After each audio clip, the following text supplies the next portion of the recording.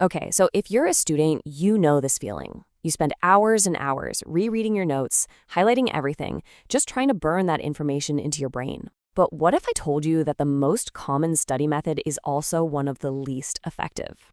Today, we're going to dive into the real science of learning and see why struggling to remember something is actually the secret to never forgetting. Right, let's just get straight to the point with a finding that should honestly stop every student in their tracks. We're talking about a massive, and I mean massive, performance gap between two study techniques that shows up after just 1 week. So check this out. This data tells a really powerful story. After one single week, students who just reread their material only remembered about 40% of it. But the students who spent the exact same amount of time testing themselves, they recalled 61%. Now that's not a small difference. The self-testers held on to over 50% more information. This isn't just some minor tweak, it's a huge fundamental advantage. But here's the twist, and this is so important because it explains why so many of us get stuck in bad habits. The students who performed way better, the self-testers, they actually felt less confident while they were studying. Meanwhile, the rereaders whose memory was already fading felt great about it. This is what's called the confidence paradox. Rereading creates this false sense of fluency. It feels good. But the struggle of self-testing, which is what actually builds your memory, it kind of feels like you're failing. So, you might be thinking, is this just a one-off finding? Nope, not at all. This incredible information comes from decades of cognitive science research, and a lot of it points back to one huge foundational experiment that really changed how we think about learning. Yeah, the core findings that blew this all open come from a landmark 2006 study by psychologists Henry Roediger and Jeffrey Karpicke. They came up with this beautifully simple experiment to measure the true impact of testing versus just restudying. So here's what they did. They split students into two groups. The first group just read a passage 4 separate times. Simple enough. The second group, well, they read the passage just once. Then they spent the rest of their time trying to recall and write down everything they could remember from it 3 different times. Now, what's really important here is that both groups spent the exact same amount of time on the task. And the results? They were so revealing. Just 5 minutes after the session ended, both groups performed about the same, remembering around 80% of the material.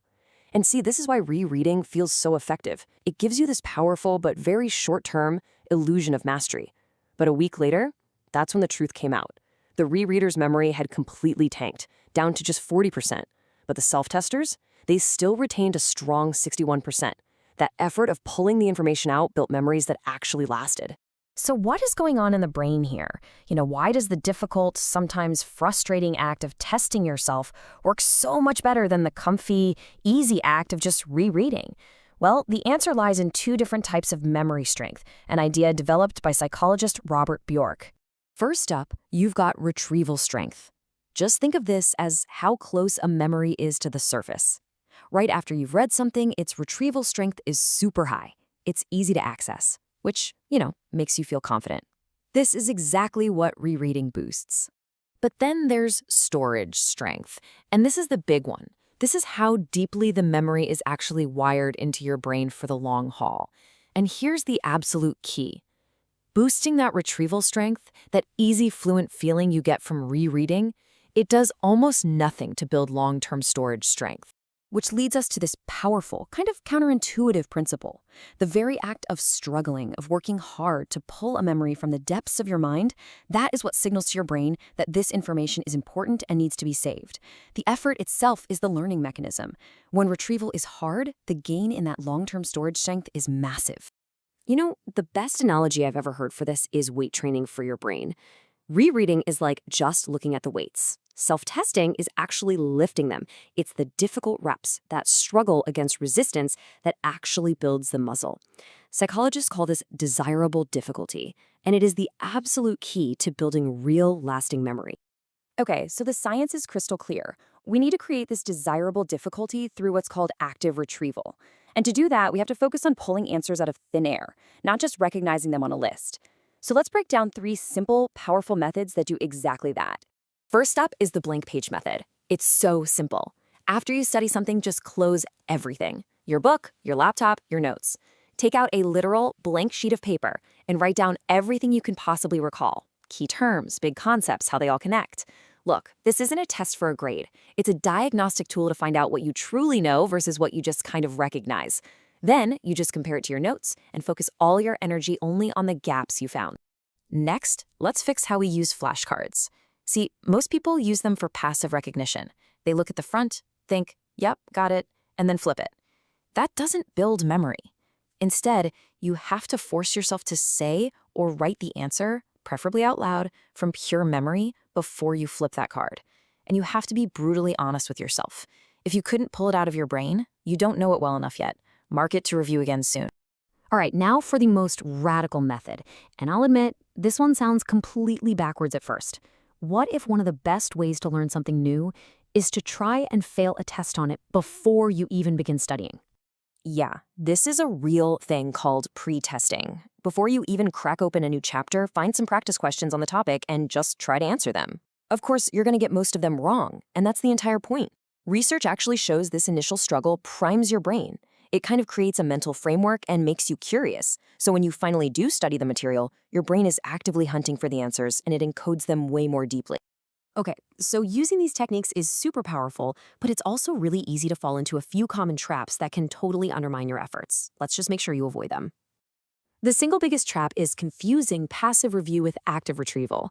Looking at your highlighted notes and feeling that little sense of familiarity, that's the illusion of fluency we talked about. It feels productive, but it's not. Real learning only happens with active retrieval, closing the book and forcing your brain to generate the information from scratch. If you're not struggling at least a little bit, you're probably not learning. And here are a few other key mistakes to watch out for. First, don't test yourself 5 minutes after studying. You have to wait at least a few hours or even a day so the retrieval is actually effortful.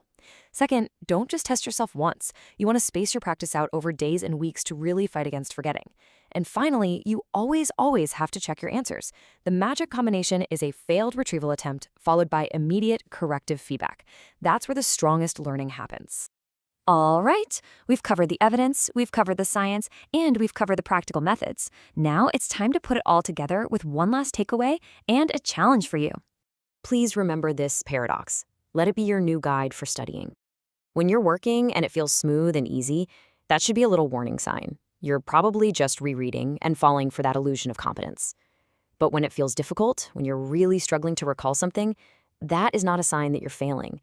That is the feeling of your brain building strong, lasting memories. So here is your challenge. Stop waiting until you feel totally confident to test your knowledge. The whole point of this is to do it before you feel ready. Embrace that desirable difficulty. Trust the process.